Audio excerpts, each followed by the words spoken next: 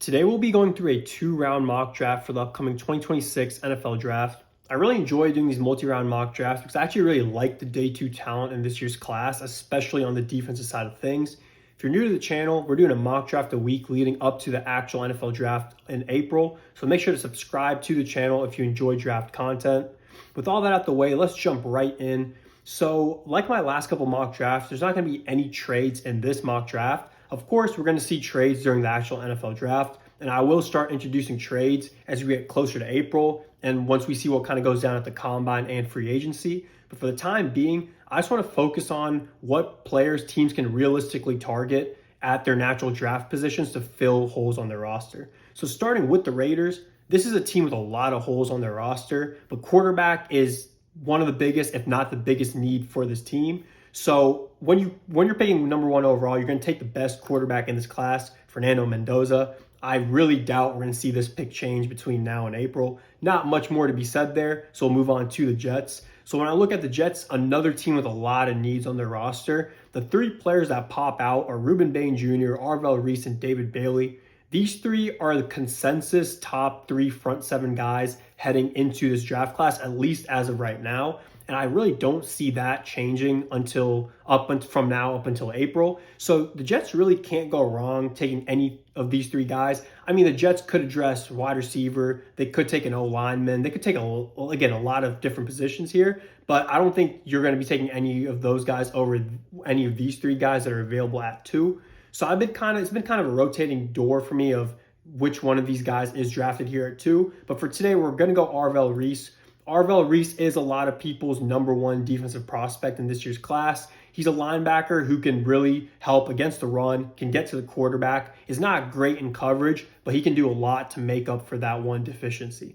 Moving on to number 3 with the Cardinals. So the Cardinals O-line is atrocious. So every single mock draft up until today, I've gone O-line, and specifically I've gone Francis Mauigoa. Francis Mauigoa is a tackle who can really help solidify this offensive line, and he brings some versatility they can bump him to guard and make him play on the inside, which, I mean, the Cardinals just really need some guys outside of Paris Johnson right now on that O-line. But for today's video, I do want to switch things up. Let's say the Cardinals decide that it's not worth taking an O-lineman over Rueben Bain, David Bailey, or Arvell Reese, whichever one of the two are available here at 3. And they prioritize taking one of these blue chip kind of defensive prospects at 3 and focus on O-line maybe through free agency or later in this draft on day 2. So for this video, I will have them take Rueben Bain Jr. You could argue, and I wouldn't argue against you if you told me Rueben Bain's the best edge in this class over David Bailey. I personally have David Bailey as my number one edge in this year's class. When I look at the film, I just see more pop. I really love his speed off the line of scrimmage. Rueben Bain is an elite player as well, but personally, when I watch both on film, I do lean David Bailey. But either way, again, you can't go wrong taking either one of these guys. Rueben Bain has some knocks against him having shorter arms. I really don't think that's going to affect where he falls in the draft, and I don't think it's going to have a major effect on his ability to perform at a high level in the NFL. Moving on to number 4, we got the Titans. So the Titans have Rob Saleh coming in as their head coach. We know he's a defensive-minded head coach, and I think he's going to prioritize taking a defensive stud with the 4th overall pick.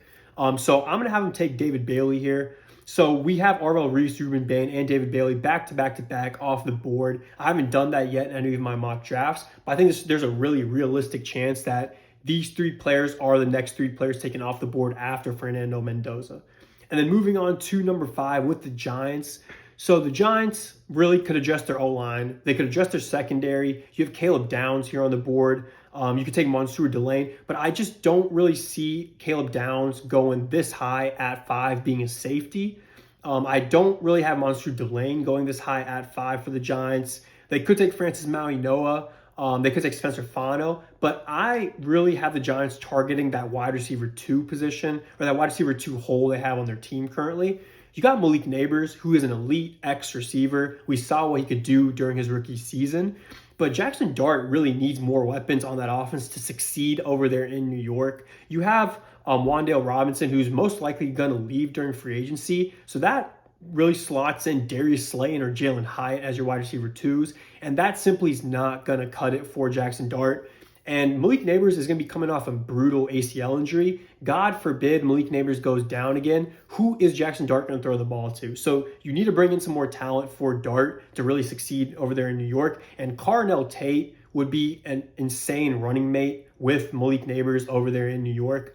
You can make the argument here for Carnell Tate, Jordan Tyson, or Makai Lemon. Personally, Makai Lemon is my favorite receiver heading into this year's draft, but I ultimately do think Carnell Tate will be the number one receiver taken. He's got that 6'3" frame, which a lot of teams like when they're drafting a wide receiver this high in the draft. And Carnell Tate really showed us that he can do a lot this year alongside Jeremiah Smith. He has that athleticism. He really can make a difference. And I think, again, paired with Malik Nabers, that Giants offense could be lethal next year if everyone stays healthy. So Carnell Tate, I think that makes a lot of sense there, 5. And then the Giants can really focus on their secondary and some of those holes on the O-line on day 2. Moving on to the Browns. So like the Giants, the Browns are another team that really, really need a receiver. And the Browns don't need a receiver 2. They need a legitimate receiver 1. So that is one avenue they could go here with both Makai Lemon and Jordan Tyson on the board. I think if Carnell Tate was available at 6, I would go Carnell Tate here. One thing to keep in mind is that the Browns actually have 2 first-round picks. They pick again at 24. So in a lot of my previous mock drafts, I've gone receiver here and then focus on another massive position of need, being their O-line here at 24. But with Carnell Tate off the board, I'm actually going to go target the O-line first, because with the Cardinals not taking an O-lineman, they can have their first pick of any O-line guy they want. And personally, my favorite O-lineman in this draft, at least at the tackle position, is Francis Mauigoa. So we'll have the Browns addressing a major position of need on that O-line at the tackle position with Francis Mauigoa. Moving on to number 7 for the Commanders. So this kind of sucks for Commanders fans because you have Arvell Reese, Ruben Bain, and David Bailey off the board. This is a Commanders team that's really desperate for some guys who can get to the quarterback. And if we look at the edges and I guess even the linebackers on the board, even some of the interior defensive linemen, I think it'd be a reach to take especially these edges at 7. Like, I'm not taking Cassius Howell or Keldrick Falk at 7, even TJ Parker, Akeem Mesidor. I'm not taking any of those guys at 7. I think it's too early for Peter Woods. Sonny Styles could definitely make some sense here. He's not an elite pass rusher, but he really embodies the linebacker position very well and is elite in coverage. But we're going to shift our attention to other positions. The Commanders could go address the secondary. They could even take Jeremiah Love here. I wouldn't hate that at 7. In my opinion, Jeremiah Love is the best player entering this draft class. We'll get into that a little bit later on in this video, but I'm actually going to have him go Caleb Downs. So I know I just said at 5, it's too high to take a safety, but with the way the board's fallen for the Commanders at 7, and them just having a lot of needs on defense, Caleb Downs is legitimately one of the best prospects in this year's class and is a bona fide blue chip prospect. This guy is one of the most intelligent players that will be drafted in this year's first round. And I know he's a safety, but I think he's still going to go top 10. I think Nick Emmanwori's changed a lot of people's perspective of how much of a difference a safety can really make, even as a rookie. Nick Emmanwori has been the talk of the town on that Seattle Seahawks defense for good reason. And Caleb Downs is a way better prospect than Emmanwori was entering the draft. Caleb Downs is definitely worthy of a top 10 pick. I really don't see him making out of the top 12. But again, for a Commanders team that needs some help on defense, I think Caleb Downs is a really solid pick here that you cannot be upset about as a Commanders fan. Moving on to number 8. So when I look at the Saints, they have their quarterback going in next year. They took Tyler Shuck in the 2nd round last year. He looked really solid over the last back half of this season. So again, they have confidence that they have their quarterback to at least go into next season. But they're going to want to evaluate Tyler Shuck to see how competitive they can be with him at quarterback. So for that, they're going to really need to address this offense and just give him some more weapons, give him some more protection so he can really succeed as potentially their franchise quarterback. So when we look at some of their offensive linemen and weapons available for the Saints here at 8, there are some really good options. I don't think they're going to go offensive tackle again in the first round this year. They did that last year, and it's worked out pretty well so far. And I think it's too early to go interior O-line at 8 when you have players like Jeremiah Love, Makai Lemon, and Jordan Tyson still on the board. Again, if Carnell Tate wasn't taken at 5, I think he'd make a lot of sense if he was available at 8. but I'm actually going to go Jeremiah Love. So just like I said earlier, I think Jeremiah Love is my number one player as of right now entering this year's draft. He is projecting to be a true workhorse running back. You can give 20 to 30 touches to in a game. And with a team like the Saints, you have Alvin Kamara, who's just not who Alvin Kamara once was. Your other young running back, Keandre Miller, went down with a brutal knee injury last season. And again, this is a Saints team that needs to give Tyler Shough some weapons. And what better weapon than Jeremiah Love? Again, Jeremiah Love can take over a game and change the entire dynamic of that Saints offense. So that is a home run pick, I think, for any team who ends up taking Jeremiah Love. Moving on to number 9. Kind of sucks for Chiefs fans. I know Jeremiah Love would be a crazy pick for the Chiefs at 9. Caleb Downs is off the board. Again, these like top 3 front 7 guys are off the board, but it's not the end of the world for Chiefs fans here because they can address another big position of need, and that is the tackle position on their O-line. Patrick Mahomes is going to be coming back from an ACL injury. You're really going to want to protect this guy. He is your franchise Super Bowl winning quarterback. And let's let the Chiefs get one of the top O-linemen in this year's class with Spencer Fano. You could argue that Francis Mauigoa is the number 1 tackle entering this draft class. You could argue it's Spencer Fano. But either way, if they can land either one of these 2 guys at 9, that's going to go a long way in protecting Patrick Mahomes for next season once he is available to return. Going on to the Bengals. So the Bengals already have a playoff caliber offense, but that is not true with their defense. Their defense quite literally just sucks. Trey Hendrickson is likely leaving. You're going to need to bring in some talent to really fix up that defense and give this offense and Joe Burrow a chance to make a Super Bowl run. So it just makes sense for the Bengals to really target the best available defender left here at 10. Caleb Downs is off the board. I've mocked him here a lot. Sonny Styles can make a lot of sense, but they did take D Knight last year out of South Carolina, and he's been really solid at the linebacker position. So Demetrius Knight already there at linebacker. I mean, I'm not saying you can't pair him with Sonny Styles, but we can look at some of the other guys on the board, and I'm going to have them take my number 1 corner in this year's class, who is Mansour Delane. So the argument right now for the number 1 corner spot is between Delane and McCoy. But Delane was shut down last year at LSU against really tough opponents, and he's not coming in with that injury history that Jermod McCoy is. So with that being said, I would much rather take Mansour Delane over Jermod McCoy because you're not taking on that risk of Jermod McCoy not playing the entire 2025 season, and we don't know what he's going to look like fully coming off that injury. So I will have the Bengals try to land one of those lockdown type of corners to really fix up this defense with Mansour Delane. And then moving on to the Miami Dolphins, this pick always puzzles me because the Dolphins are in really bad shape. I'm sorry, Miami fans. You guys might need a new quarterback. You guys might need some new receivers here soon. Your defense has holes basically everywhere. Your O-line could use some help. So you could really I think you just got to target the best available player here at 11. And you have a new head coach coming in, Jeff Haley, who was the defensive coordinator in Green Bay. So I think he is going to value adding some more defensive talent on this roster. So when I look at the players on the board here on defense, Sonny Styles pops out immediately. I think he is the best defensive prospect on the board right now. Again, I don't think they would take Jermod McCoy. I could see Jermod McCoy fall a little bit. We'll get to that in a little bit here. Peter Woods, I'm not taking him over Sonny Styles. And to be honest, I'm not taking any of these defensive prospects over Styles. So we'll go ahead and take Styles here at 11 for the Dolphins. I think this gives them a true linebacker, a guy who embodies that linebacker position and plays it really well to really solidify the middle of that defense. So we've seen Sonny Styles just come off a really great season at Ohio State. And I don't really realistically see him making it out of the top 15, and he makes a lot of sense there for Miami. Moving on to the Cowboys. So when I was going through this mock draft, if I was a Cowboys fan, I would hate how this draft has fallen. Mansour Delane's off the board. They really need to address that cornerback position, and I guess you could go Jermod McCoy, but I really, really don't think the Cowboys are going to draft Jermod McCoy, and my reason for that is the Cowboys kind of learned their lesson to stay away from injured cornerbacks, because last year they took Siobhan Rebel out of ECU, a cornerback who was mocked to go in the first round and really projected to be a day 1 pick and ended up falling to day 2.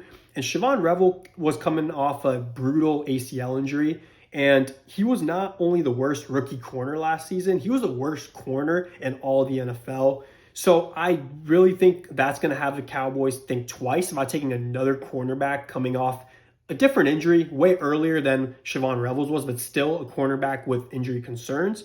And I think it's way too early to take any of these other corners like Terrell or Colton Hood. So we're going to not take a corner here. And then now Sonny Styles is off the board. Arvell Reese is off the board. I also think it's too much of a reach to take any of these other linebackers here at 12. I don't love these edge prospects here at 12. I don't think they'd go receiver if they're able to keep Pickens alongside CeeDee Lamb. So what do the Cowboys do here? If there were trades in this video, this is a prime trade back spot for the Cowboys if the board falls this way with all these guys off the board. Because the thing is, the Cowboys have another first round pick at 20, but they don't have a second round pick. So if the Cowboys are able to trade back here anywhere in the first round, you still have 2 firsts, and you can add some valuable day 2 assets that could be used to address linebacker, address corner, maybe grab an edge, but we're not going to be doing that in this video. So it was really hard for me to pick here, but I'm going to go have them address the offensive line. And Caden Proctor is being looked at as top 3, top 4 offensive tackle prospect in this year's class. He had a really solid year at Bama. He really broke out this year.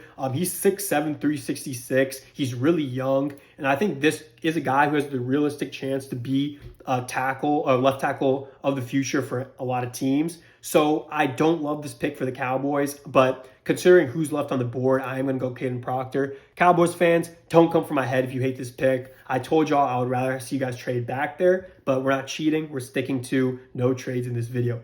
Moving on to the Rams at 13. So this is a perfect spot for Jermod McCoy. The Rams are a really solid roster as it is. They have 2 first-round picks. They picked up this one from that trade last year with Atlanta, where Atlanta traded up for James Pierce Jr. This almost feels like a luxury pick for the Rams. Just continue adding talent as their Super Bowl window, I would argue, is still open next year as long as Matthew Stafford stays healthy. So Jermod McCoy does make a lot of sense because cornerback is the position that comes to my mind first when I'm thinking of positions they could get better at. But you know what? I'm going to go a different direction here. So considering, again, that the Rams do pick again at 29, and I do think this cornerback class is honestly really deep in my opinion. They could get a guy like a Brandon Cisse, even maybe Avion Terrell, Colton Hood, Keith Abney here at 29. So again, since this is kind of more of like a luxury pick for the Rams, I'm going to have them take a really super talented receiver with Jordan Tyson. And before you guys go, whoa, the Rams have Puka Nacua, they have Devontae Adams. Why the heck would they add another receiver with such a high pick? We already know, confirmed last draft, with Puka Nacua on the team, with Devontae Adams on the team, the Rams called the Carolina Panthers to trade up all the way to 8 to take Tetairoa McMillan. So the Rams understand, like we should understand, that Devontae Adams is still really good, but he is getting older. And at some point, he's not going to be that elite receiver for them anymore. And this maybe could be the last year we see him be more on that elite side of things. So you're going to need another receiver there in LA to really step up alongside Puka Nacua for either Matthew Stafford or whatever young quarterback you pick up in the future. And Jordan Tyson, man, is a baller. If Jordan Tyson didn't have injury concerns, I no doubt think he probably would be the first receiver taken in this year's class. But his injury concerns are legit. In college, he missed 48% of his potential games. He missed games due to ACL, MCL, PCL injuries, fractured collarbone, multiple hamstring injuries. The good news with his injuries are that they're not related. They're just a lot of different injuries, and it is obviously concerning. But again, this is a Rams team that doesn't need Jordan Tyson to be their number 1 receiver off the bat. Like, they got Puka Nacua, who is their 1, so they can let Jordan Tyson kind of settle into the NFL and really develop into being a legitimate star, maybe even a super strong wide receiver 2. So I think this is a really great place for a team like the Rams to take a risk on Jordan Tyson and, take on not really taking on a risk for his talent, but more so taking on that injury concern risk. So I think it makes a lot of sense for the Rams here, continuing to get richer and, again, address a position like corner later at 29. And moving on to the Ravens. So the Ravens, when I think of what they really need, they need interior O-line, and they also need some guys who can get to the quarterback. And, I think the Ravens are a team that can kind of overlook Akeem Mesidor's age of he's going to be 25 as when the season rolls around. Because this is a Ravens team that, with Lamar Jackson, they are technically in their Super Bowl window right now with a healthy Lamar. So, I think that's why I think they can overlook Akeem Mesidor's age and get a more polished guy who can contribute. TJ Parker makes a lot of sense here. Maybe Cassius Howell makes sense here. But what I'm going to have the Ravens do is actually address another equally big position of need, and that is their interior O-line. So their left guard last season, Andrew Voorhees, was one of the worst left guards in the entirety of the NFL. And when you have Ione out of Penn State here at 14, I think it makes a lot of sense to take him. He is kind of the consensus number one guard in this year's class. And last year, we saw Tyler Booker go at 12. He was the first interior O-lineman taken in last year's draft. And in drafts before last year, we've seen the first guard kind of being taken between like 12 and 16-ish. So I think it makes a lot of sense for this year's first guard being Ione going here at 14. And, the Ravens continue to protect Lamar, try to go win that Super Bowl. Moving on to 15, I think the Bucs could just really take the best available player on defense as they try to strengthen their defense and go back and try to win the NFC South. So some guys that make sense here. Jermod McCoy makes sense here. Peter Woods. Some of these edges right here. I'm actually going to have them go TJ Parker. So TJ Parker looked really, really good in 2024. If we were just looking at the end of 2024, a lot of people thought he'd be a top 10 pick when he does declare for the NFL draft. 2025 was not the greatest. The entire Clemson team took a step backwards, including TJ Parker. But we saw TJ Parker at the Senior Bowl. Yes, going against maybe not as great offensive linemen, but he still stood out at the Senior Bowl and shows flashes of what we fell in love with TJ Parker in 2024. Ultimately, I think he is going to be a first-round pick. I would be surprised if he made it out of the top 20, to be honest. He's got a really solid frame for an edge. And again, we've seen what he can do in the past. So I think TJ Parker would be a really good pick here for Bucs at 15. Team that could definitely add some more edges who can get to the quarterback, help in the run game, and just kind of well-rounded guys. Moving on to 16. So the Jets took Arvell Reese at 2. They have another first-round pick here from the Sauce Gardner trade. Mekhi Lemon's still on the board here. Let's take him here. I think that makes a lot of sense. You have Garrett Wilson. He's a beast. You have A.D. Mitchell, who really stepped up last season when Garrett Wilson was hurt. So you have two bigger kind of receivers. Mekhi Lemon is a smaller receiver, but the reason he is my number one receiver in this class, this guy just can run his routes. He catches everything, and he's a dependable option, or he should be a dependable option at the NFL level like he was in college. And his biggest comp we keep continuously seeing is Amon-Ra St. Brown. And I actually really like that comp for Mekhi Lemon. And is Amon-Ra St. Brown the best receiver in the league? No. I keep saying this. Is he a top 3 receiver in the league? No. But he's an elite receiver who is a big reason that Lions offense finds success. And Jared Goff has been able to, have a strong career after being traded to Detroit. And I think Mekhi Lemon would be huge alongside Garrett Wilson, and let A.D. Mitchell kind of fall back to that wide receiver 3 spot and, just be that contested catch kind of guy. But Mekhi Lemon, again, I am a huge fan of him. And if the Jets can start this draft with Arvell Reese and Mekhi Lemon, they are definitely trending towards the right direction.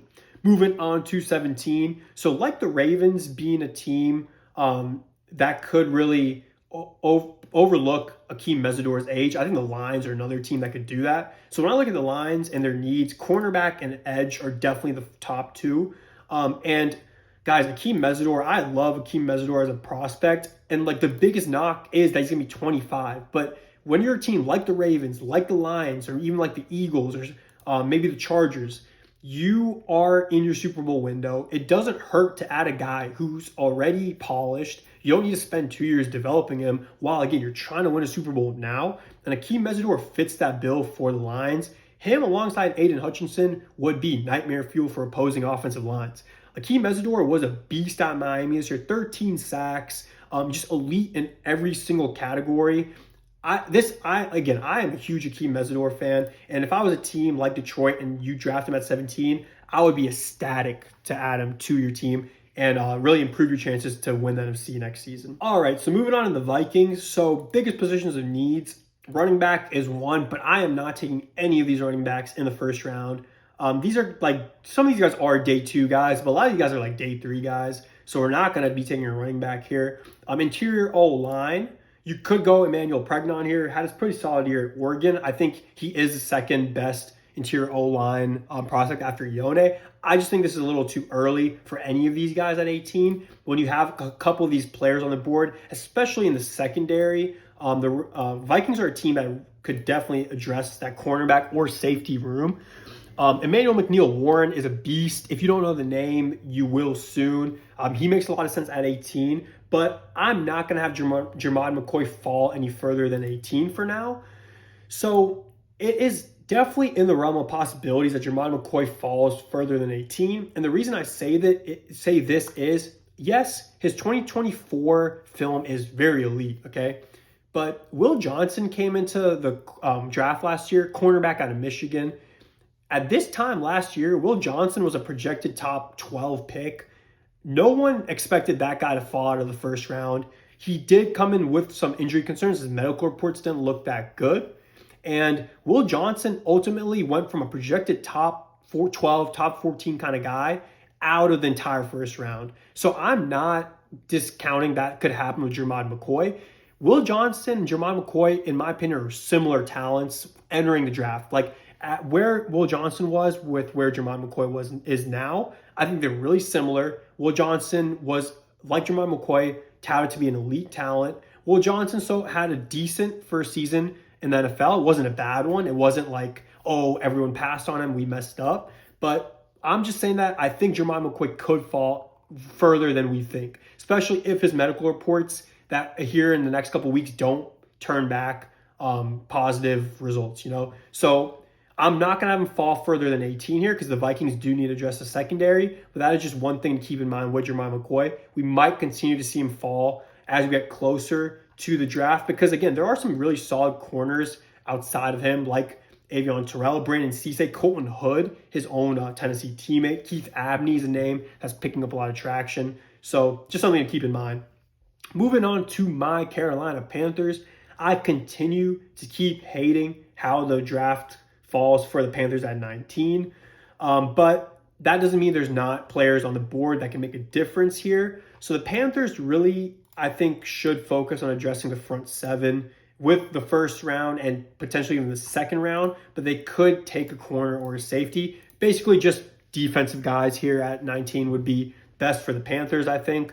So looking at some of the guys on the board, Cassius Howe, I don't really want the Panthers to take him because we kind of already have a guy like this in Nick Scorton who we're developing. He showed some promise, a little bit smaller type of an edge who can really get to the quarterback. So it doesn't make sense to add another similar kind of edge opposite side of Nick Scorton. So Keldrick Fogg, I'm not a fan of. We'll get to that in a sec here. Caleb Banks potentially had a really good Senior Bowl. He missed most of 2025, but this is a defensive tackle who can really get to the quarterback, which is rare in the NFL. We have Derek Brown in Carolina, who's an elite run defender, but we don't have a defensive tackle who can get to the quarterback. So Caleb Banks is a name that's in play here. Maybe CJ Allen, but I think if the Panthers take a linebacker, it's going to be a guy who can really excel in coverage under Ejiro Avero's defensive scheme. CJ Allen is not good in coverage, so that doesn't make a lot of sense to me. So I'm actually going to go Peter Woods here. It would be between Peter Woods and Caleb Banks for me, but I think I would take a little bit more of the security in Peter Woods. I really don't know where Peter Woods is going to go in this year's draft. He could go here like around 11, 12. He could even fall all the way down to maybe like 25, 26. I don't know, but I think Peter Woods at the end of the day is a first round talent in this year's draft class. If he can really pan out, him and Derek Brown would solidify this interior for Carolina and just make that a really scary aspect of that defense for opposing offenses. Peter Woods, like TJ Parker, like Avion Chell, and some of these other Clemson guys, really took a step back last season. But in 2024, 2023, he was a really elite prospect with potential top 15 type of talk around him at the end of 2024. So we'll go Peter Woods there for Carolina at 19. And then moving on to 20. So we had Dallas go Caden Proctor. I realistically think Caden Proctor could be available at 20, unless a team like the Jets or maybe even Carolina takes him, with Ickey potentially leaving Carolina. But looking at 20 now, so Again, I would like to see the Cowboys trade back at some point so they can pick up a second round pick and, get a linebacker in the second round because there's some really, really solid day two linebacker talents. But for this mock draft, the Cowboys don't have a second round pick. So I'm going to have them actually address either cornerback or linebacker and look at some of the guys on the board. I don't think they'll go Avion Terrell this high. I think his smaller frame is going to hurt him a little bit at 5'11". So I'm going to have him go linebacker, and I'm actually going to have them go CJ Allen here. So CJ Allen I really do see him going between maybe 19 through like 32. He does project to be a first round talent. And again, with the Cowboys needing a linebacker, not having a second round pick, CJ Allen makes a lot of sense here. So that's CJ Allen and Caden Proctor to start this draft for the Cowboys, two SEC guys. And then moving on to 21, I am not changing my pick here for the foreseeable future. We're going Casey Concepcion.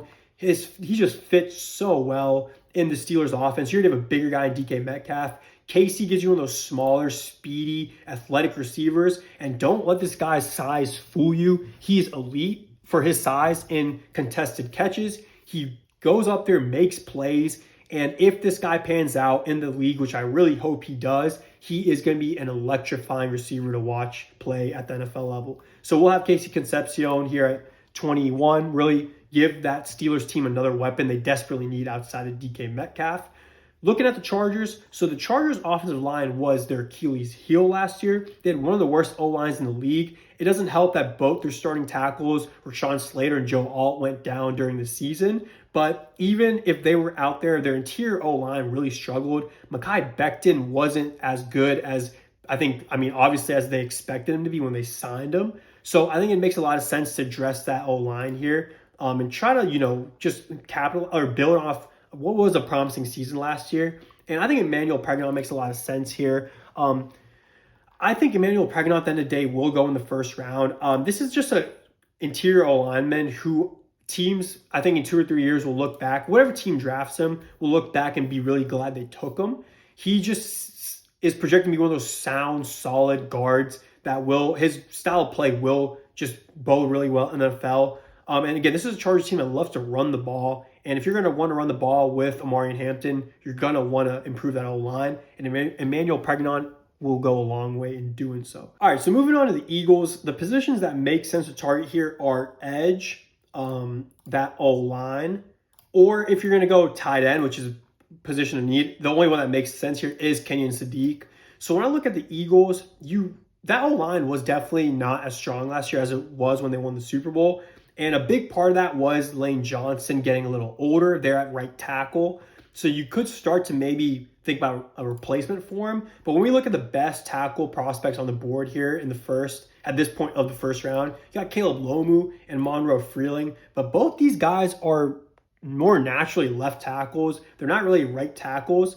You got Max Ionaker. I know that's probably not how you say his last name, but he's been making a lot of noise recently. He is projecting to be potentially a first round right tackle in this year's class. He makes a lot of sense here, but I'm going to continue to have him take Kenyon Sadiq at 23.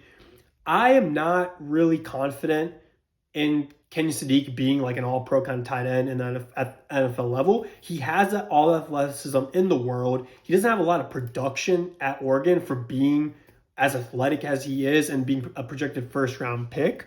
But still, Kenyon Sadiq is a really solid run blocker, surprisingly, which you don't really see for tight ends who bring that receiving threat to their game. But when you compare his PFF run block grade, it really is up there with some of the best run blockers at the tight end position in this year's class, like Max Clare, who had a slightly higher run block grade. But when you look at other tight ends who specialize as receivers, like Eli Stowers, who I think is the best receiving tight end in this year's class, Kenyon Sadiq blows him out the water as a run blocker.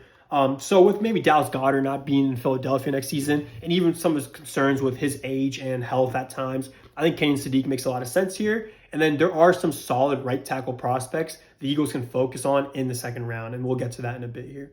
Moving on to the Cleveland Browns. So the Browns did take Francis Maui-Noah.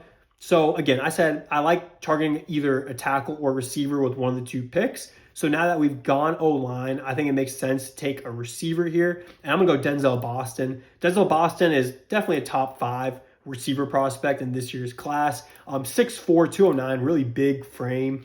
2 solid back-to-back seasons at Washington. And I think this would go a long way. And if he's not a receiver 1 for the Browns, at least giving whatever quarterback is in there next season a chance with another weapon alongside Harold Finn and then Jerry Jeudy. Then moving on to the Bears here. Bears got to go defense. And they could go Emmanuel McNeil-Warren here if they want to target safety. But I'm going to have them address the defensive line or even the linebacker position here. But let's go back to Caleb Banks. So I was fading Caleb Banks heavy in my first couple mock drafts. But after the Senior Bowl, he kind of started to counter some of my arguments of him missing all of 2020, most of 2025. He stood out at the Senior Bowl game, at practice. He was putting constant pressure on the opposing quarterback. He had half a sack. This guy can clearly get to the quarterback, and he is massive at 6'6", 330. Caleb Banks, if he pans out at the NFL level, is going to be scary, and the Bears could definitely use a defensive tackle of his caliber on the inside there. Moving on to the Bills. So we got some edges here we can target, just some front 7 guys. But this Bills team could also use anyone, I think, along or most of the defense here. I don't think they're going to go corner because they took Maxwell Harrison in the first round last year. But I would really love to see them go Emmanuel McNeil-Warren. I've said his name like 5 times already in this video. This guy is a beast. He's 6'2". He's 202. He can hit opposing players. He's elite in coverage. He's good against the run. I think we're going to see Emmanuel McNeil-Warren have a very strong combine where he can show off his athleticism. And again, teams saw what Nick Emmanwori was for the Seahawks this year. Another guy who, elite athlete, had an elite combine, but still a lot of teams passed on him. He fell to the second round. Teams are not going to make that mistake this year with Emmanuel McNeil-Warren. I am pretty confident he is going to be a first-round pick at the end of the first round. If not, he is going to be a steal for whatever team takes him in the second. If you're a Bills fan, you pick up McNeil-Warren here. You cannot be upset with this pick. Moving on to the 49ers here. This is a team that could definitely use a receiver with Jauan Jennings possibly out next season. Brandon Ayuk, I don't even know if he's going to play football again. I don't know what the heck's going on there. Kittle's out for the season, most likely with that knee injury. But I'm not taking any of these receivers here at 27 to pair with Ricky Pearsall. They can target a receiver in the second round. So we're going to shift our attention to the edge position. They can really use a edge rusher who specializes in getting to the quarterback. And looking at the guys on the board, we have to go Cassius Howell. This guy was elite at getting to the quarterback last season with 12 sacks, 10 sacks in 2023. He's a little bit undersized, but that 6'2", 248 frame lets him show off his speed and his pop, and he really does get to quarterbacks, and that could be huge for San Fran because they need that kind of player. So we will go Cassius Howell for them here at 27. Moving on to the Texans at 28. So the Texans, keep in mind, pick again in 10 picks at 38. So I really don't hate them taking the best available player on the board here and then taking an offensive lineman at 38 because they really do need to continue to improve that O-line. Their O-line got a little better last season, but it's still far from being serviceable for a struggling CJ Stroud. But when we're looking at some of the players on the board, it's hard to argue that Caleb Lomu is not one of the best players on the board here. And you can kill 2 birds, 1 stone here with taking one of the best players on the board and address that O-line with a tackle who could potentially really be your left tackle of the future. There are some question marks around Caleb Lomu's consistency and what he's done in college. He's still a little raw, but this guy's very athletic. He's 6'6", 308, and I think you could even potentially move in a right tackle if you need to. So there's a lot of potential here with Caleb Lomu, and I think a pick like that makes a lot of sense for the Texans at 28. So back to the Rams, they got Jordan Tyson, again, kind of a luxury pick at 13. And now, they can get a corner here. So Avion Terrell's still on the board. He makes sense. I kind of don't like Avion Terrell because he is 5'11", 180, super small, but he played very well throughout his career at Clemson. Last year, honestly, was not that great. He was allowing an atrocious 96.9% passer rating to opposing quarterbacks. But again, that whole Clemson team took a step back. So that he's kind of a victim to that as well. But you could go Brandon Cisse here, Keith Abbey, Colton Hood makes a lot of sense. But I'm not going to continue to fade Avion Terrell that like out of the first round. So we will have the Rams take him here. So again, see, it worked out for the Rams. They got an elite, potentially elite, really talented receiver early on, and they got, again, a potentially elite, very talented corner with Avion Terrell at 29. Moving on to the Broncos at 30. This Broncos defense is really sound, as we saw last season. Their O-line is really sound, as we've seen for the past 2 seasons. They really need to get some more weapons for Bo Nix here. Courtland Sutton's a good weapon, but they could use another running back to pair with RJ Harvey. They could use some more receivers there. And ultimately, I think this pick's going to come down to whatever receiver left on the board that the Broncos really, have high on their board. Chris Bell, unfortunately, suffered a really brutal knee injury at the end of last season. It wasn't that brutal, but he did tear his ACL. It was a clean tear, so surgery should get that all patched up. But I do think, unfortunately for Chris Bell, that's going to drop him out of the first round for sure, and maybe even out of the second round for as, promising of a talent as he is. Jeremy Bernard makes a lot of sense here. He had a really solid season at Bama. 6'1", 204, solid frame there. Elijah Surratt seems a little early for him, even though I love Elijah Surratt as a prospect this year. And a lot of these other guys, Malachi Fields, Branch, Chris Brazzell, just too early for these guys. So I'm going to have them go Omar Cooper. I think Omar Cooper can make a big difference for this Broncos team out of the slot. He was really good in the slot for Indiana this season and for Fernando Mendoza. He can, help them a lot as a receiver who can contribute as a screen pass catcher, which Courtland Sutton really isn't good at or isn't really used for. So I like Omar Cooper here. Bring some speed, bring some athleticism to this Broncos team, and really give Bo Nix some weapons. Moving on to the Patriots here at 31. So Keldrick Falk still on the board. I think the Patriots could go interior O-line here, but with Emmanuel Pregnon off the board now too, I don't think it makes sense to reach on any of these guys this early at 31. I think these are phenomenal. Like Jake Slaughter, Kalen Rutledge, these are really good day 2 targets. Bo Stevens, but it's just too early at 31. So we'll focus on getting some front 7 guys. And again, Keldrick Falk is on the board. I'm most likely taking him over a lot of these guys we see on the board here. I'm just not super high on Keldrick Falk. He's 6'6", 285. We always see an edge with crazy physical traits. Really young guy. He's 20 years old. We saw this with Shamar Stewart last year, 6'5", 6'6", I don't know. Just super crazy combine, really young. We saw this Chop Robinson 2 years ago, or a couple years ago. Super young guy. I think he was 20, 21 at the time. Super athletic, blah, blah, blah. But these guys just don't have college production. And they, more often than not, Chop Robinson, Shamar Stewart, first-round picks did not pan out. I really like Keldrick Falk as a second-round pick. I just wouldn't want my team to take him in the first round. But with that being said, teams always take one of these guys in the first round. So I do think someone's going to take him in the first round, maybe even way earlier than 31. I will have the Patriots take him at 31 here.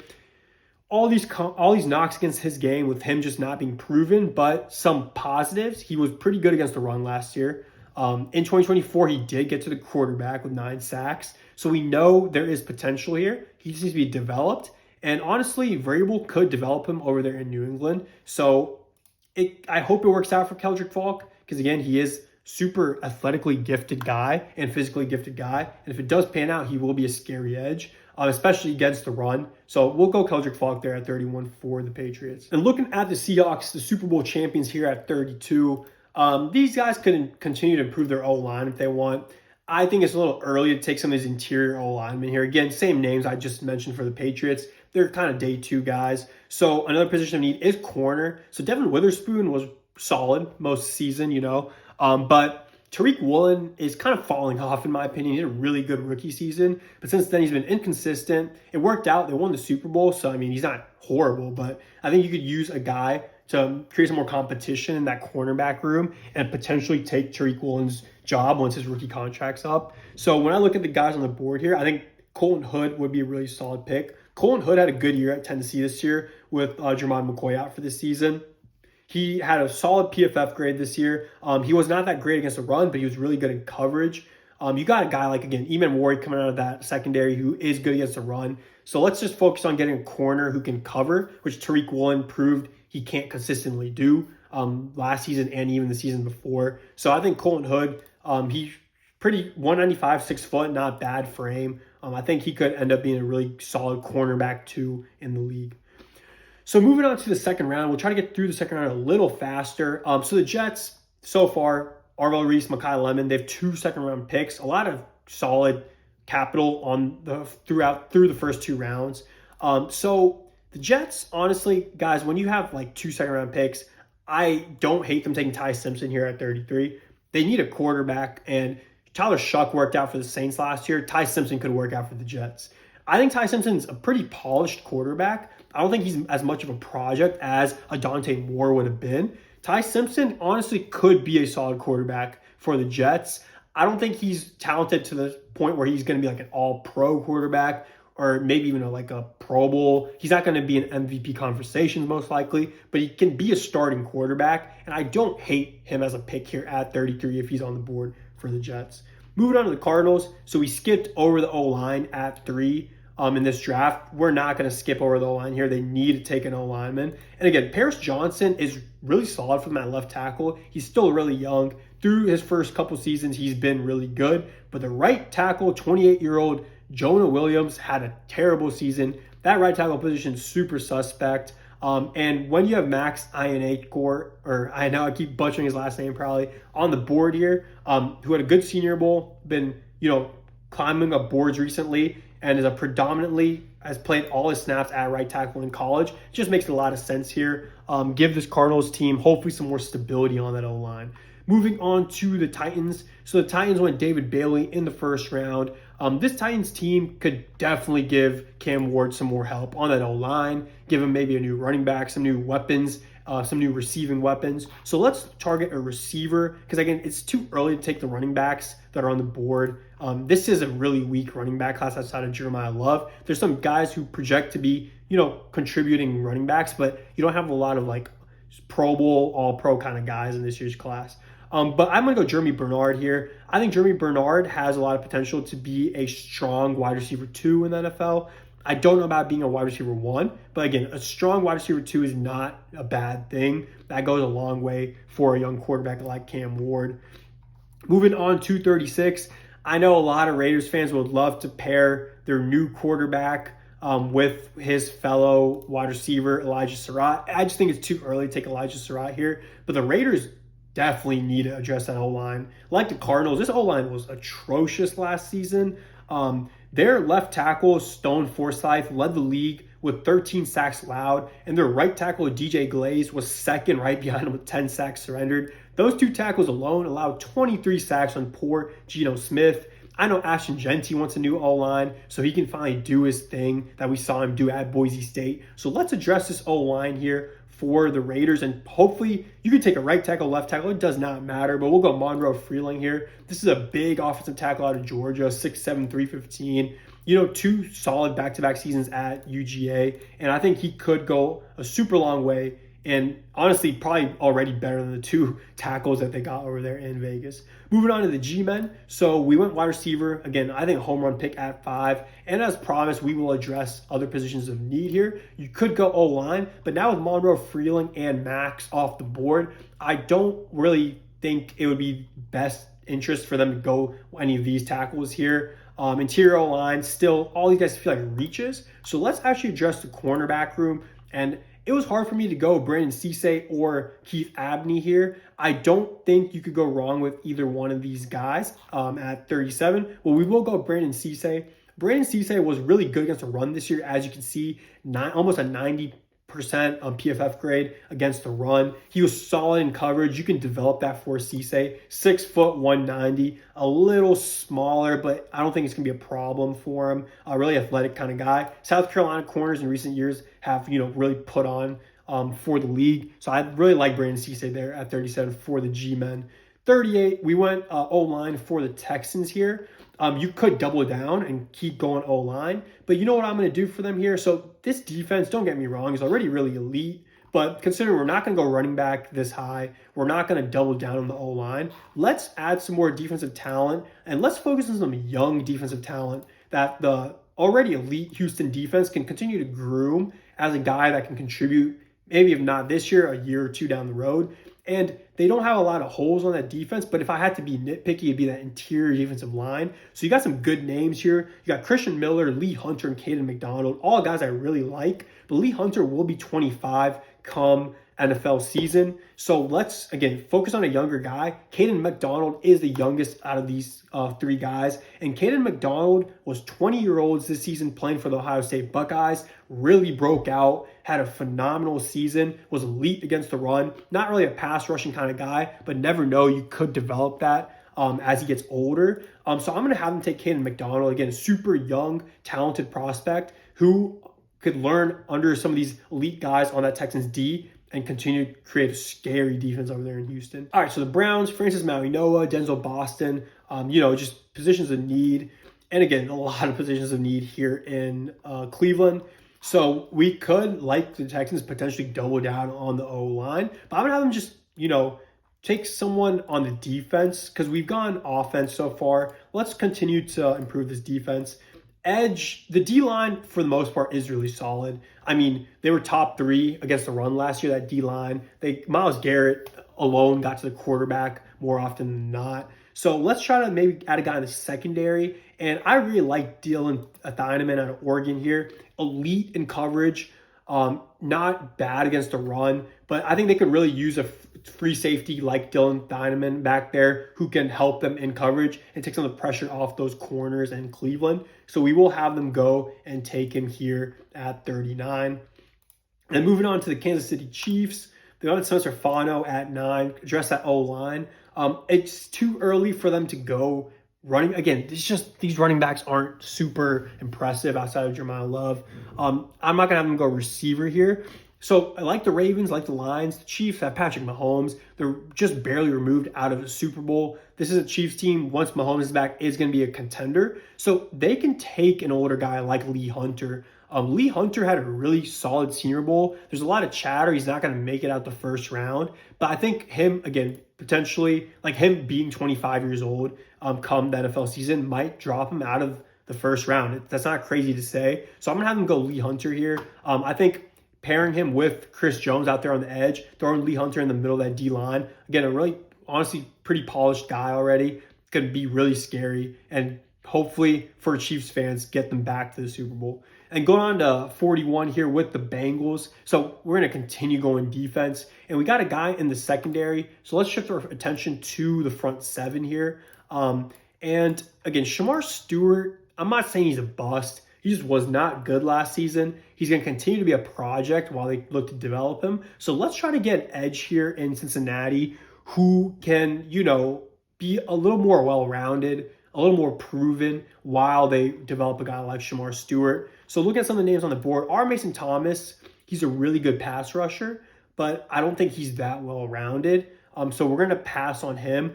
Zion Young had a really good Senior Bowl. This is a guy who's a little older, 6'5", 262. He's big. He was good against the run this year. He was good as a pass rusher. This is the kind of guy who, when I think of well-rounded, I think of a Zion Young. So I like him over Derek Moore. I like him over Joshua Josephs. Both these guys seem more like round 3 kind of guys, really athletic, physically gifted, could develop into something. But looking at the edges on the board, I think Zion Young would be a home run pick here for the Bengals as potentially a Trey Hendrickson replacement. Really hard guy to replace, but at least start replacing that need if he leaves. And then going to the Saints. So let's continue to make Tyler Shuck's life easier. So we give him a weapon. We're not going to go receiver here. Again, I think Chris Bell is going to fall a little bit. Elijah Stroud wouldn't be a bad pick here. Malachi Fields, again, like talking about the Senior Bowl, he had a really good Senior Bowl. He's 6'4", he's big. He could be, I think he is going to end up being a day 2 guy, maybe a 3rd round guy, end of the 2nd round guy. I just think it's a little early for him here at 42. But let's try to fix up this interior O-line. And we're going to target someone who I think is going to be a very solid guard in the NFL, even potentially a multi-Pro Bowl kind of guy. And that's Kalen Rutledge out of Georgia Tech. Kalen Rutledge is just projecting to be a sound, safe pick for a team that needs a guard. So we're going to have the Saints address that need through Kalen Rutledge at 42. I really don't think he's going to make it out the second round. I know a lot of fans want him on their teams. Moving on to the Dolphins here. So they went Sonny Styles in the first. They skipped Jeremiah McCoy. They didn't go corner. So let's have them address corner here as they try to, strengthen that defense again with a defensive-minded head coach coming in from Green Bay. So we'll have him take Keith Abney. I think Keith Abney could honestly go in the first round. I think he will be a second-round pick, but he's getting a lot of praise these days for a good reason. He allowed a really strong, only a 46.1% passer rating when being targeted last year in college. He's decent against the run, but he's really good in coverage. At 6 foot 190, I think Keith Abney could give the Dolphins a starting corner back there from a second-round pick. Going on to the Jets, so far, Arvell Reese, Mekhi Lemon, Ty Simpson. This is a promising start to the Jets draft. And let's continue to just add some of the best available players on the board here. And I think when I look at the board here, you already got a linebacker that can play the linebacker position and can get to the quarterback. So I don't know if I'm going to take a linebacker or a pass rusher here. I'm going to shift my attention to Christian Miller here. This is an interior defensive lineman who was elite against the run last year. Not really a pass rusher, but again, you don't need this guy to get to the quarterback when you're drafting some of these other players around him. So why not, bolster that interior defensive line and take Christian Miller here? I think that is a home run pick for the Jets. What a solid start to the draft for the Jets. If I was a Jets fan, I would be really happy with how things are falling, both on the offense and defense so far. So moving on to the Ravens, we drafted an interior O-lineman in the first round, patched hopefully a major hole for them there through Ione. So now let's shift our attention to the defensive line. So they did take Mike Green last year, a young edge. We knew he was going to be a project kind of guy. He didn't have the greatest season, but he wasn't like completely useless. They just need to continue developing him. It's going to take a minute, with a player like that. So why don't we add a edge to this team who can pair with him and be a little more polished? I don't think the Ravens are going to want to take on another project at the edge position. So when I do look for some more polished edges on the board here for the Ravens, I go straight to Romello Height. So this guy will be 25 on draft night. But like we touched with Akeem Mesidor when we were talking about him potentially being a pick for the Ravens at 14, they don't need young edges. They got their young edge they're developing. They have their Super Bowl window open with Lamar Jackson. So go get Romello Height. This guy was elite in 2025 as a pass rusher. He had 9 sacks, 11 hits, 42 hurries. He consistently got to the quarterback. That Texas Tech Red Raiders defense was just really good last season. So 21.8% pass rush win rate. I think Romello Height would just be a really good fit for the Ravens. And while they continue to develop Mike Green, get a guy who's already proven it and can start making a difference on day one. So moving on to the Bucs, this second round is falling beautifully for them. They got their edge in the first round with TJ Parker. This is a Bucs team that could definitely use some new faces in that linebacker room. And I really love the day 2 prospects at the linebacker position in this year's class. I think linebacker, corner, and defensive tackle are the deepest 3 positions in this year's class, at least through days 1 and day 2. So when we look at the linebackers on the board, Anthony Hill has a really solid frame, could be a strong NFL starting linebacker. Jake Goldie, 6'4". This guy was elite against the run last year for Cincinnati. He is a promising linebacker. Josiah Trotter, this guy's only 20 years old. He was disruptive at the line of scrimmage, was good against the run, got to the quarterback, and he, I think, could develop into a scary pass rushing type of linebacker. And at 20 years old, the sky is a ceiling for this kid. So he is definitely in play here. And looking past him, Deontay Lawson, not a bad prospect. I think it's too early for Kyle Lewis and Jacob Rodriguez. So I'm going to have him go Josiah Trotter. Again, 20 years old. If he develops into add some more muscle, gets just smarter with his game, he could be a really strong starting linebacker in the league.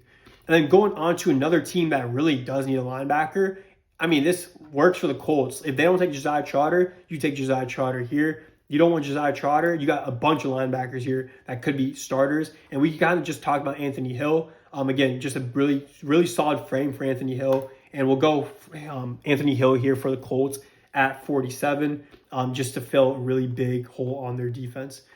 Going on to the Falcons. So I actually really love this pick that I'm about to make for the Falcons here. When I think of the Falcons, I think they definitely need a wide receiver too. You got Drake London, who's a beast. He is your wide receiver one. We'll see what happens with Kyle Pitts. I think they might honestly franchise tag him. I don't really know what's going to happen there, but I expect him to be on the Falcons last season, considering he was an All-Pro last season, was a big part to their success to win games. So looking at some of these wide receivers on the board here, the Falcons want a speedy kind of guy, a guy who can line up in the slot, can make a difference as a screen pass catcher, can be kind of a gadget guy.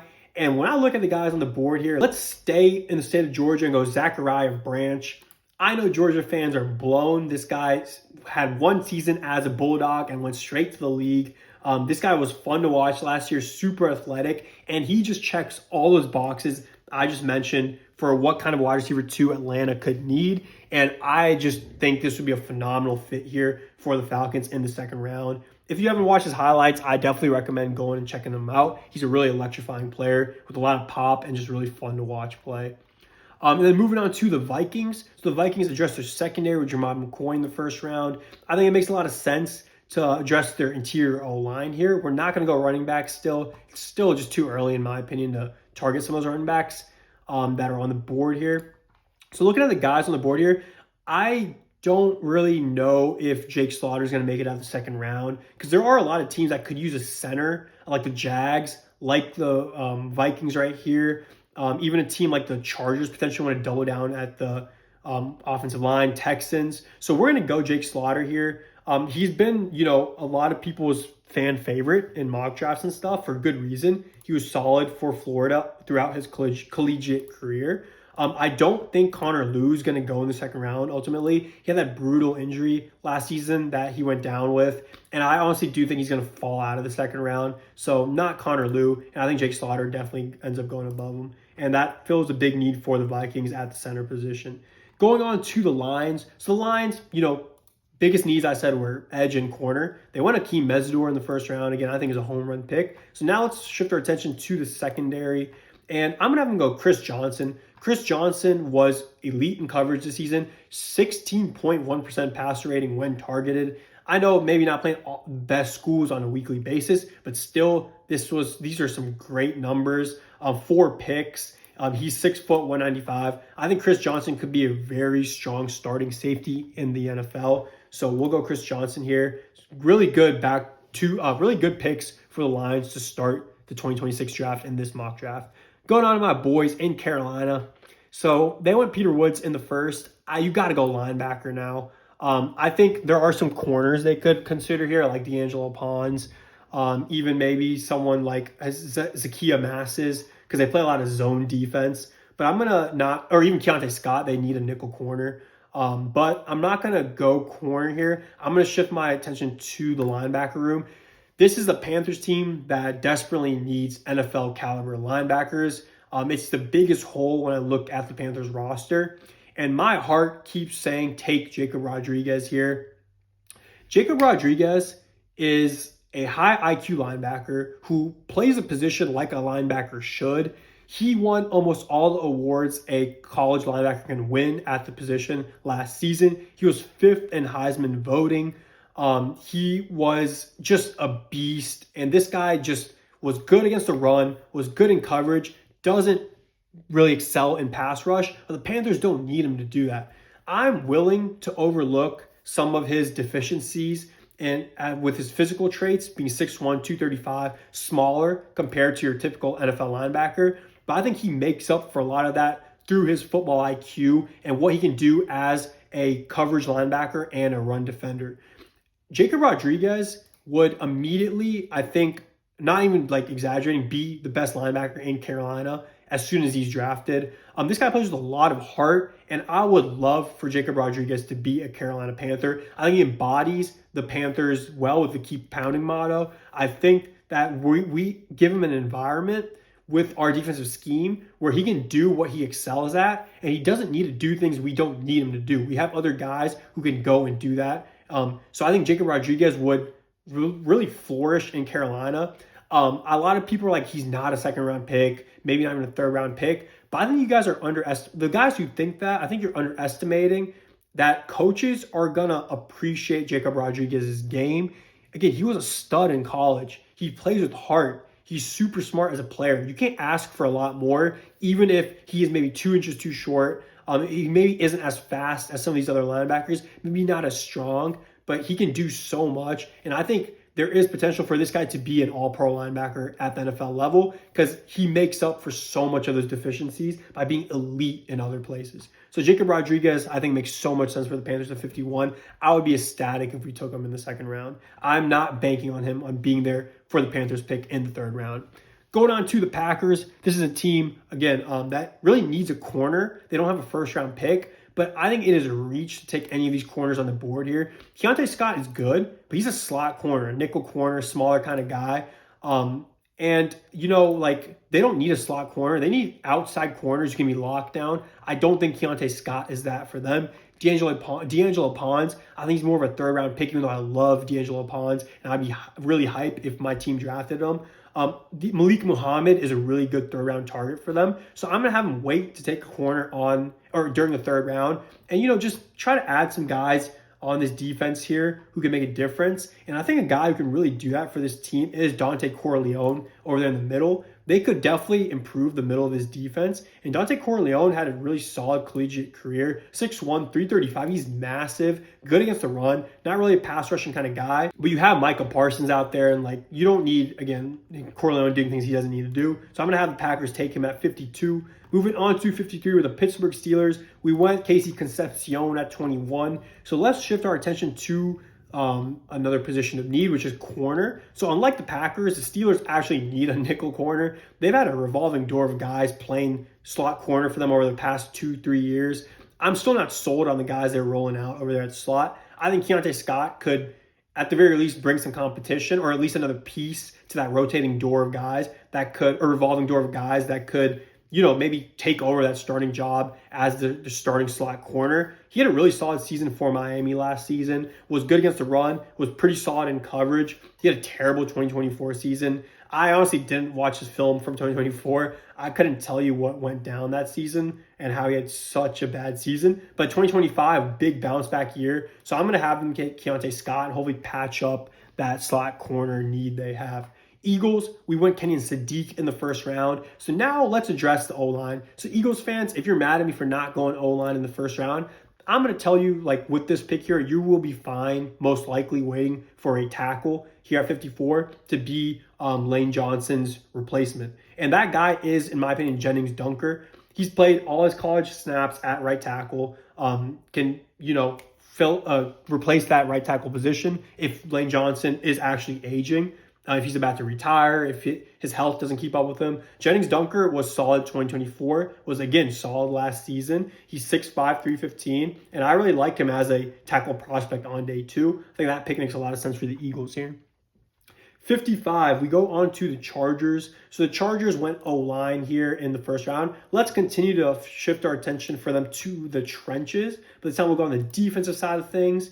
And we're going to look for a guy who can really get to the quarterback. And again, I think Joshua Josephs, Derek Moore are solid prospects. I think they're really third round kind of guys. So when I look at some of the guys that could go here in the second round, are Mason Thomas. I mean, he was elite against as a pass rusher last year.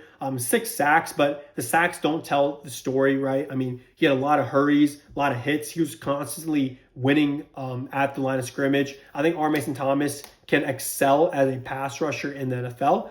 I don't think he can be a guy who's going to be out there every single snap and contribute too much to the run D, but I think he can excel as a specialist in the pass rush. So we'll go R. Mason Thomas here for the Chargers at 55. 56, the Jags really need to address that interior O-line. Their interior O-line and their O-line in general was terrible against the run. We saw that a lot on third and short situations when they were trying to run the ball. But these guys are all just feel like, you know, stretches at 56. I would not reach for any of these guys here. So let's address another position of need, that is safety. They got some solid vets over there in their safety room, but they need some youth. And I think AJ Halsey could go a long way and, you know, injecting some of that youth and being potentially a replacement for some of those vets over there in that safety room. AJ Halsey, really solid year at LSU, 6 foot, 222. He was good in coverage. He was not bad against the run. And I think overall he does project to be a second round kind of talent. Another safety you could target here is Zakee Wheatley. I really like him out of Penn State. Kamari Ramsey, I'm not as high on in comparison to these two guys. Bud Clark is a solid, I think, third round kind of guy. But we will go AJ Halsey here, who I think is a second round type of talent. Moving on to the Bears. So the Bears went Caleb Banks in the first round. Let's continue to address that front seven. I think their offense is mostly pretty sound. Again, keep improving this defense. If they did go safety, I think Zakee Wheatley could make some sense here. But again, we'll go front seven. We won't go interior D-line because we just did that. And when I look at some of the guys on the board here, my heart and instincts tell me to go Kyle Lewis here because this is a Bears team that needs some more help in the safety room and the linebacker room. Kyle Lewis is one of those hybrid kind of guys, super athletic, super versatile. He has elite coverage instincts as a linebacker. And I could see him being a third round pick. I could see him teams falling in love with athleticism and versatility and taking him at the end of the second round. And I think for a team like the Bears, again, they need help at both kind of like at the safety position and linebacker. And you kind of get a hybrid guy who can play the linebacker position, but also help in coverage. Kyle Lewis makes a lot of sense for them at 57. Going on to the Niners. So they did go Cassius Howell at 27, got one of those pass rushing specialists. So now let's shift our attention to the wide receiver position. Eli Stowers could even be in the player at tight end with, Kittle getting older and most likely missing all of the next season. So let's shift our attention to receiver, though. I'm not going to go tight end yet. And looking at some of the receivers on the board here. So, again, Chris Bell got, unfortunately, just that injury. I think it's going to cause him to slip a good amount of picks. Elijah Surratt, I really love him, but I still really look at him as more of a third-round kind of guy. I just don't think he's super gifted athletically. I think he's just a really strong, dependable receiver. But they kind of already have that in Ricky Pearsall. So let's get a guy who's kind of bigger than Ricky Pearsall, provide some more athleticism. And it's not Chris Brazzell. I don't like Chris Brazzell. I'm going to go Malachi Fields. Again, this guy's 6'4", really strong Senior Bowl. I think this guy was probably a fourth-round pick until that Senior Bowl. I think that Senior Bowl opened some eyes. And I think second round might be a little early, but I wouldn't be surprised if he goes in the second round. And I would be surprised if he fell out of the third round. But I think he projects between the second and fourth. I think Malachi Fields could make a lot of sense for the Niners here as they try to revamp that wide receiver room. So going on to the Texans. So at some point, these guys are going to take a running back, and maybe there is a running back for them to take in the third round, but I don't know if they'll have their pick of the second running back in this year's class. So we'll have them address running back now. I really like Jadarian Price. I think if he stayed another year at Notre Dame, was operating as their lead back, or played last season as the lead back on another team, we would be talking about Jadarian Price as a potentially early second round pick. But he was behind Jeremiah Love. His film does pop. I do like what I see, but he doesn't bring a lot as a receiving back. So I'm going to have him take Jonah Coleman over Jadarian Price. I think Jonah Coleman is a end of the second round kind of guy, beginning of third round at the latest. Really good for Washington. Nothing crazy, but he did contribute as a receiver, which I think the Texans will value. Overall, he had 1,000 total scrimmage yards last season. And I like Jonah Coleman. I mean, I guess it's a weak running back class, but I think he can be a contributor at the NFL level in Houston with Woody Marks especially. So that's fine. Jonah Coleman there at 59. All right, so moving on to the Bills. We had them take Emmanuel McNeil-Warren in the first round, which I really love for them. I'm going to go under the assumption that they're going to address wide receiver through free agency or trade before the draft and get Josh Allen a real bona fide wide receiver one, because Keon Coleman ain't cutting it. Khalil Shakir isn't an X kind of guy. He's a really good wide receiver two, in my opinion. So let's go under the assumption that they do address wide receiver, and we'll shift our attention to addressing the front seven. And looking at some of the guys on the board here, I think it would make sense to bring some youth to that linebacker room. And I like Jake Golday. He, again, was really good against the run last year. Not bad in coverage. Isn't a pass rushing specialist, but I don't think he's ever going to be a pass rushing specialist. He's 6'4", 240. I think he's just going to be a really solid starter in the middle of a defense for any team. So we'll have the Bills do that here at 60. 61.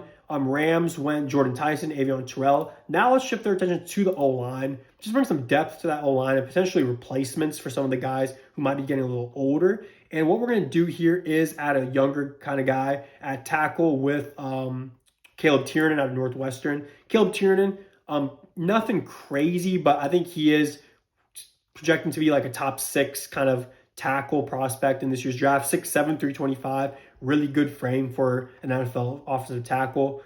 Struggles against the run, as we can see, but pretty solid against in pass block. So we'll go Caleb Tiernan here at 61. 62, Denver Broncos. I'm going to continue to give Bo Nix weapons. We're going to go Eli Stowers here. Again, I do think Eli Stowers is the best receiving tight end in this class. And this is similar to where Harold Fannin went last year. Harold Fannin had potentially the greatest season for a college tight end in the history of college football. And he went at 67. So Eli Stowers had a really, really strong year as a receiving tight end. And we're at 62 right here. So I think he's proven it at the college level. And similar to where Harold Fannin went, I'm going to have the Broncos take Eli Stowers to really get Evan Ingram out of Denver. That project doesn't seem like it's paying its dividends. Patriots, so they went edge in the first round. Let's shift our attention to the interior O-line. So again, I'm glad we didn't reach for someone there in the first round because there are some names here that could make sense. I like Bo Stevens here. Bo Stevens was a great pass blocking guard in college last season. Not even that bad as a run blocker. And we saw the Seahawks defense was elite, don't get me wrong, but we saw them just violate that Patriots O-line and just show that O-line is far from being sound for Drake May to be safe. So let's go take Bo Stevens and give him some guys who can pass block and, give him a fighting chance to potentially win a Super Bowl for New England.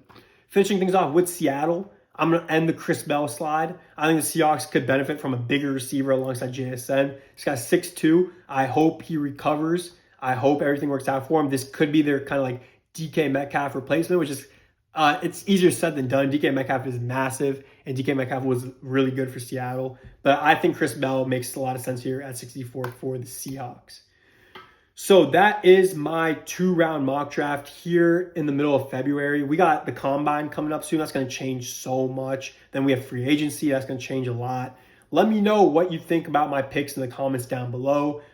Even if you don't agree with my picks for your teams or any picks in general, I love to hear you guys' opinions. I honestly learn a lot from fans of the teams because there's things I might have missed. And as always, I appreciate y'all for tuning in, and I'll catch y'all on the next one. Peace.